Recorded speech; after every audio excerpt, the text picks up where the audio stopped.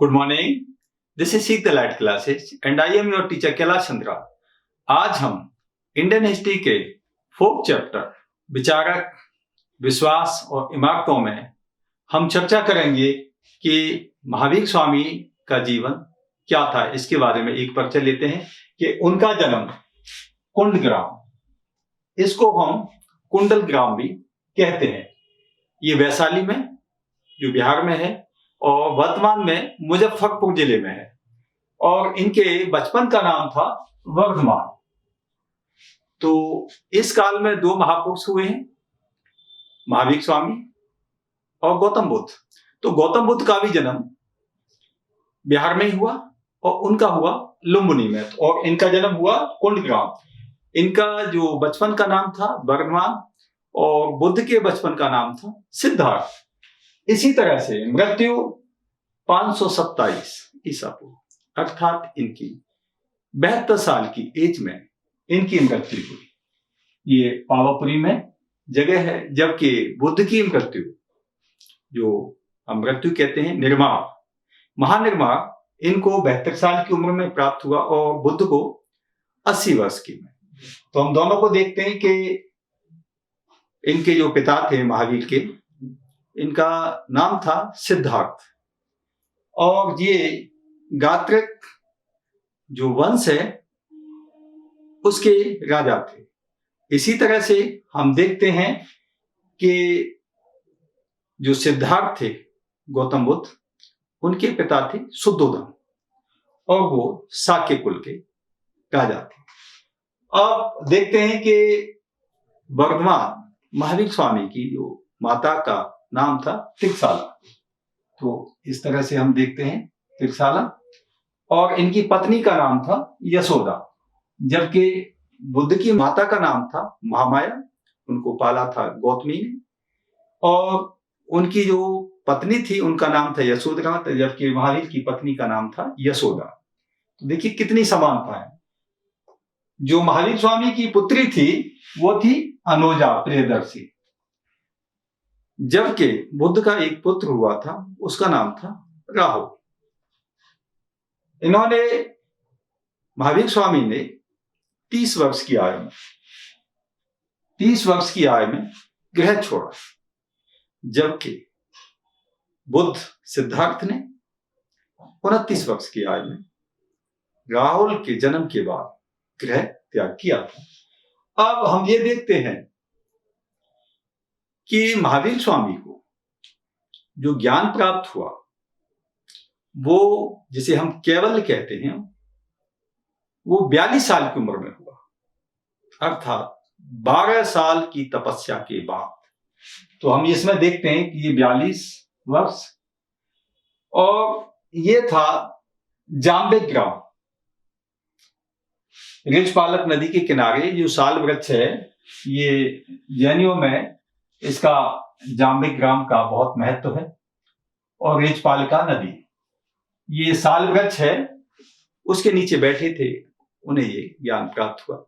जबकि बुद्ध को गया में ज्ञान प्राप्त हुआ और वो पीपल के वृक्ष के नीचे थे। तो आप ये देखिए कि दोनों में कितनी समानता है इनके जीवन में।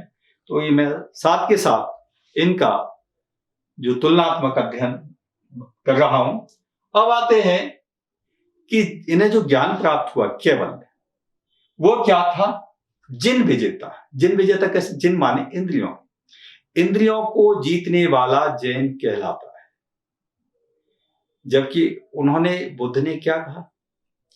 उन्होंने जो मार्ग दिया, उन्होंने 4 आर्य सत्यों का प्रतिपादन किया, और उन्होंने दुख का कारण माना इंद्रियों को, तृष्णा को।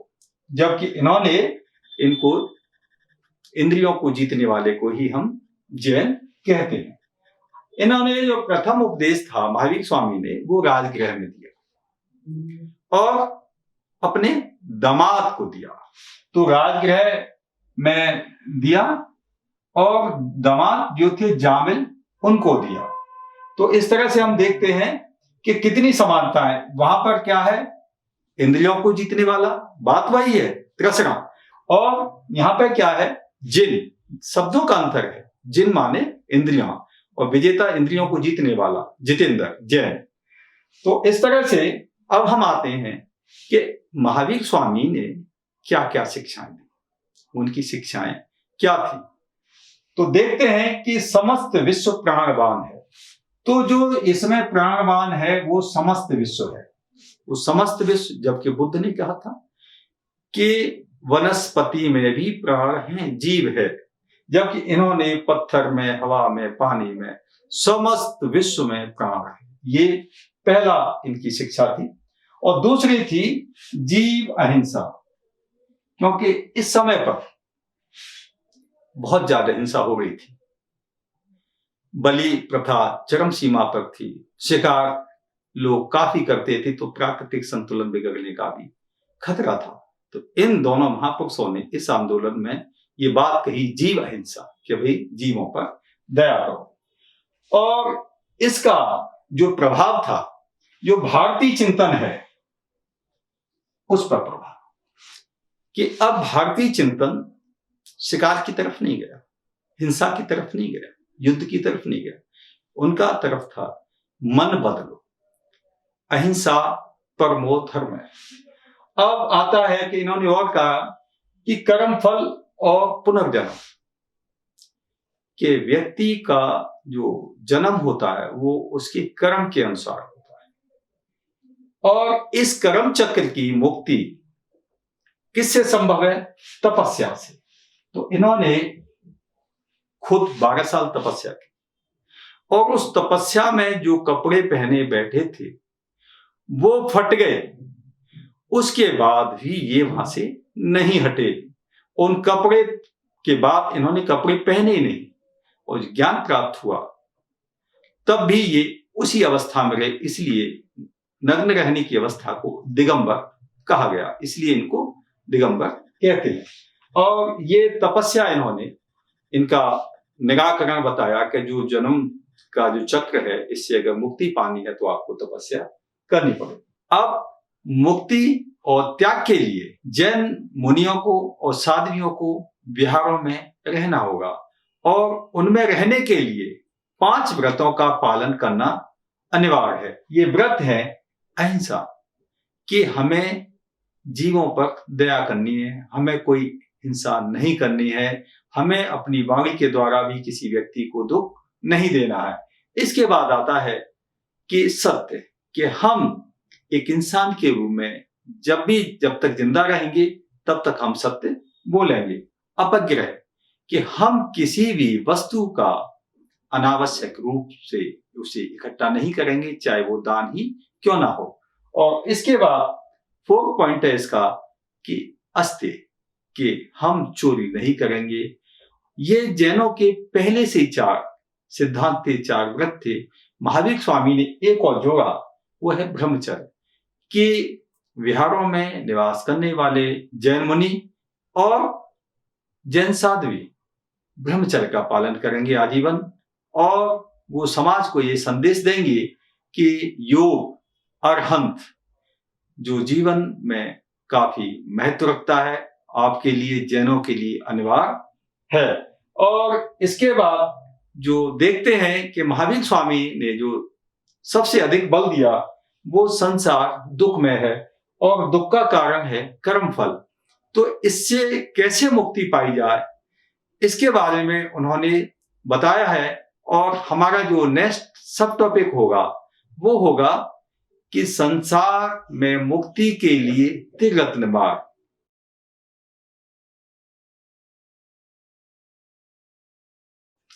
संसार से मुक्ति के लिए त्रिरत्न मार्ग। महावीर स्वामी ने व्यक्तियों को संसार से मुक्ति के लिए जो मार्ग दिया है उसे हम त्रिरत्न मार्ग कहते हैं। जैसे सम्यक दर्शन। सम्यक दर्शन क्या है? कि सत्य में विश्वास, कि व्यक्ति का जिस तरह से जन्म सत्य है उसी तरह से मृत्यु सत्य है। इस तरह से हम दोनों को सत्य मानते हुए हमें अपना जीवन जीना चाहिए। अब नेक्स्ट आता है सम्यक ज्ञान। सम्यक ज्ञान क्या है? कि इंद्रियों को समझना और उन पे ज्ञान प्राप्त करना। काम, क्रोध, लोभ, मोह, अहंकार, ये क्या इंद्रिय, और इसी पर जीत पाने वाला जैन कहलाता है। और इसमें थर्ड पॉइंट आता है सम्यक आचरण। सम्यक आचरण क्या है कि जो महावीर स्वामी ने 5 महाव्रत बताए हैं, 4 तो पहले से ही थे, एक और जोड़ा ब्रह्मचर्य। तो इस तरह से सभी जैन अनुयायियों को ये 5 व्रत का पालन करना बहुत आवश्यक है। अब आता है हमारा कि उन्होंने इन 5 महाव्रतों में किस किस पर बल दिया है। वह है अहिंसा। जैन धर्म में अहिंसा पर बहुत बल दिया गया है, क्योंकि जीव हत्या किसी भी तरह से नहीं होनी चाहिए। इसके अलावा आत्मा, जैन महावीर स्वामी आत्मा को अमर मानते हैं और आत्मा से जुड़ा है पुनर्जन्म, कि व्यक्ति का पुनर्जन्म भी होता है। पुनर्जन्म कैसे होता है? वो कर्मों के अनुसार होता है, और कर्म से मोक्ष पाने के लिए हमें किसकी आवश्यकता है? तपस्या की, त्याग की। तो वो इन्होंने मोक्ष पर, निर्वाण पर बल दिया है। अब आते हैं हम कि महावीर स्वामी ने जो कहा है कि 25 वर्ष तक हर व्यक्ति को ब्रह्मचर्य का पालन करना अनिवार्य है, और इसके बाद जो सामान्य अनुयायी हैं वह अपनी विवाह कर सकते हैं। और क्योंकि 25 वर्ष तक जो रहेंगे तो ब्रह्मचर्य का पालन करेंगे, इसके बाद वो विवाह कर सकते हैं। लेकिन जो जैन साध्वी और जो जैन साधु हैं, ये आजीवन ब्रह्मचर्य का पालन करेंगे और जनता में संदेश देंगे कि योग, अरिहंत, यह जैनों का मुख्य आदर्श है, और इससे व्यक्ति महानता की ओर बढ़ता है।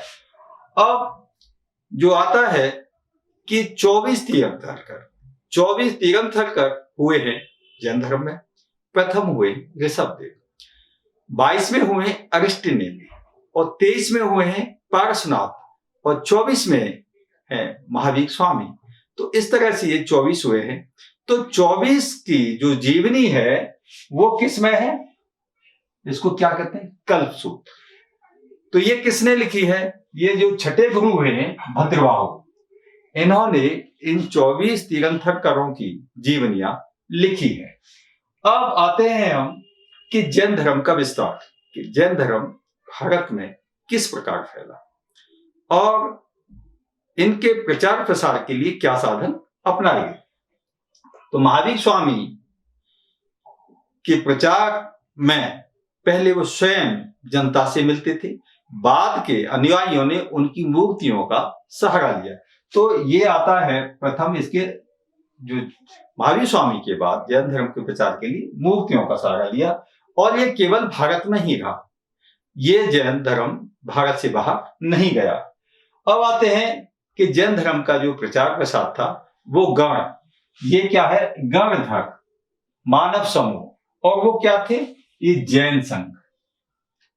इनके द्वारा ये प्रचार किया गया कि जिस तरह से बुद्ध ने बौद्ध संघ बनाए थे, इसी तरह से जैन संघ इन्होंने महावीर स्वामी ने बनाए, और इनके माध्यम से प्रचार प्रसार किया गया। अब आते हैं कि जैन धर्म का साहित्य क्या है।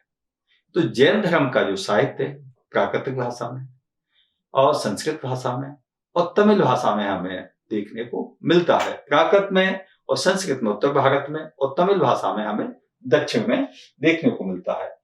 अब आते हैं कि ग्रंथों की जो पांडुलिपियां हैं वो कहां पर है। तो जैन मंदिर हैं, उनके अंदर पुस्तकालय भी है। उन पुस्तकालय में जो पांडुलिपियां हैं वो सुरक्षित हैं, और उन्हीं के अनुसार इसका संग्रह किया गया है।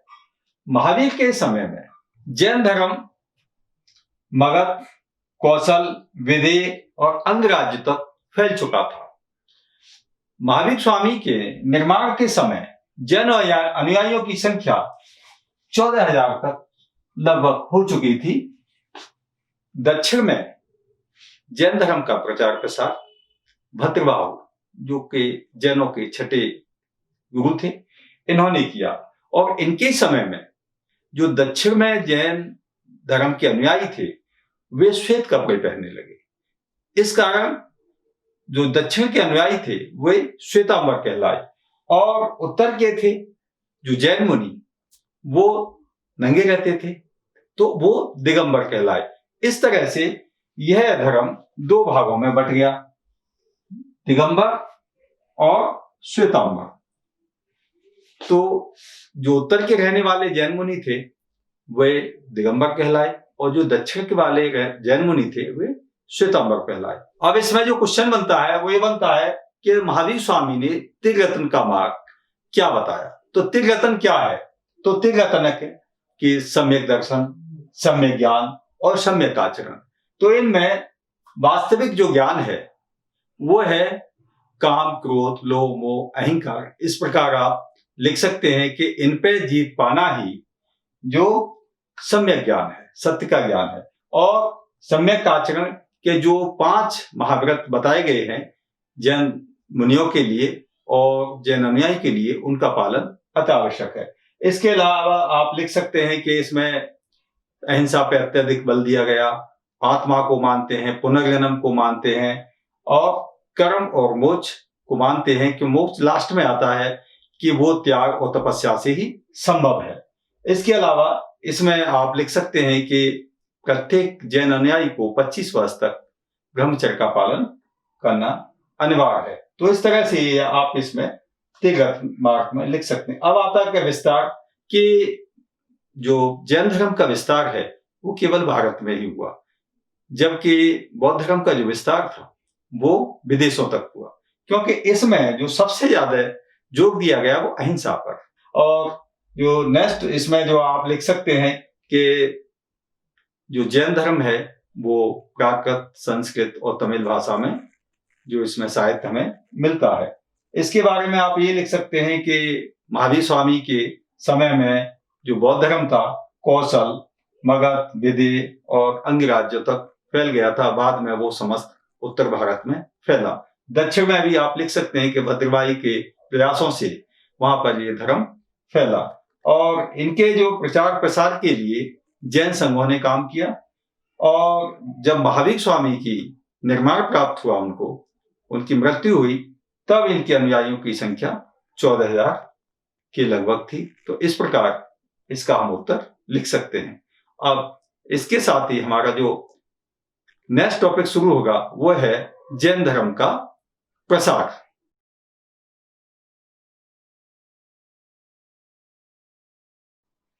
प्रसार के कारण, जैन धर्म के प्रसार के क्या कारण थे? तो देखते हैं कि राज की संरक्षण जो चंद्रगुप्त थे, जो मौर्य वंश के संस्थापक थे, उन्होंने जीवन के अंतिम समय में जैन धर्म को अपनाया था, इसलिए उन्होंने राज की संरक्षण इसको दिया।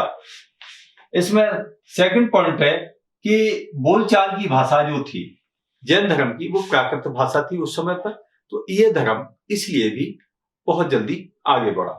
और इसका जो थर्ड पॉइंट है वो है जाति व्यवस्था का विरोध। तो जाति व्यवस्था का जो विरोध है वो जैनों ने किया कि इनके अंदर कोई जाति नहीं थी, कोई भी आकर इस धर्म को स्वीकार कर सकता। और इसमें स्त्रियां साध्वी थी, जो जैन संघ थे इनमें भी स्त्रियां रह सकती थी और वो साध्वी होती थी। अब आता है कि जैन धर्म और बौद्ध धर्म में तुलना। तो तुलना में सबसे पहले हम देखते हैं समानता है। तो समानता इसमें आती है कि दोनों में ये अनिश्वरवादी, ये ईश्वर को नहीं मानते हैं। और इसका जो सेकंड पॉइंट बनता है वो कि ये दोनों ही वैदिक कर्म कांडों के विरोधी है, दोनों ही वैदिक कर्म कांडों के विरोधी हैं। अब जो थर्ड पॉइंट इसमें बनता है कि जो दोनों ही धर्म हैं इनकी जो भाषाएं थी पाली और प्राकृत, वो कैसी थी? जन भाषाएं, तो उस समय जनता द्वारा बोली जाने वाली भाषाएं थी, इसलिए इनका प्रचार प्रसार हुआ। अब आता है कि इनमें जाति व्यवस्था को कोई स्थान नहीं था। तो जो जाति वर्ग है इस व्यवस्था को कोई नहीं था, जबकि वैदिक धर्म में समाज बटा हुआ था। और दोनों का जो मौलिक दर्शन है वो है अहिंसा। जो आधार है दोनों धर्मों का वो अहिंसा है। तो इस प्रकार इनमें जो समानता देखने को मिलती है। अब देखते हैं कि असमानता क्या है, कि जैन धर्म और बौद्ध धर्म में क्या क्या असमानता है। तो हम देखते हैं कि बौद्धों से अधिक जैनों में अहिंसा का है, जबकि अहिंसावादी दोनों ही हैं, लेकिन जैन अधिक हैं। अब ये देखते हैं कि महावीर ने जो मुक्ति का मार्ग दिया वो दिया त्याग और तपस्या, जबकि बुद्ध ने दिया मध्यम मार्ग। तो इस प्रकार ये अंतर हमें देखने को मिलता है। अब एक अंतर और है कि ये है भाषा।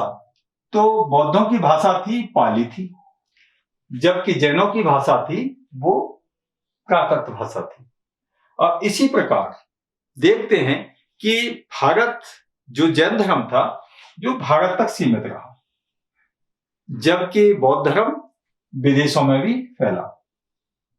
तो इसी प्रकार हम देखते हैं कि जो लास्ट में जो अंतर दिखाई देता है वो है आत्मा पर।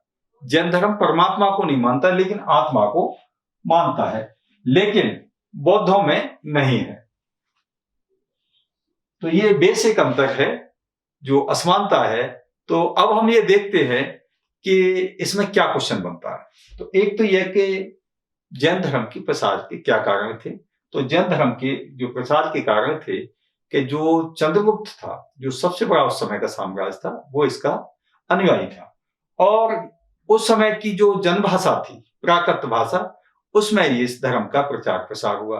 और थर्ड बनता है कि इस समय जाति व्यवस्था का जैन धर्म में पूरा विरोध किया गया और स्त्रियों को सम्मान दिया गया और स्त्रियां ही साध्वी थी।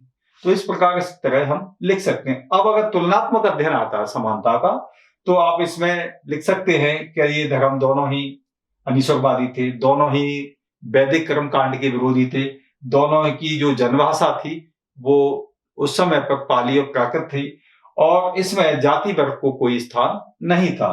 और लास्ट में इसमें लिख सकते हैं आप कि दोनों का जो मौलिक दर्शन था वो अहिंसात्मक था। अब इसी प्रकार आप इसमें अगर क्वेश्चन आता है कि जैन धर्म और बौद्ध धर्म में क्या असमानताएं थी, तो असमानता में यह था कि सबसे अधिक जो अहिंसा पे बल दिया वो जैनों ने दिया, बौद्धों ने इतना बल नहीं दिया। और इस प्रकार नेक्स्ट लिख सकते हैं कि जो महावीर ने मुक्ति का मार्ग बताया वो बताया आपका त्याग और अहिंसा, जो त्याग और तपस्या, और जबकि बुद्ध ने बताया वो मध्य मार्ग बताया।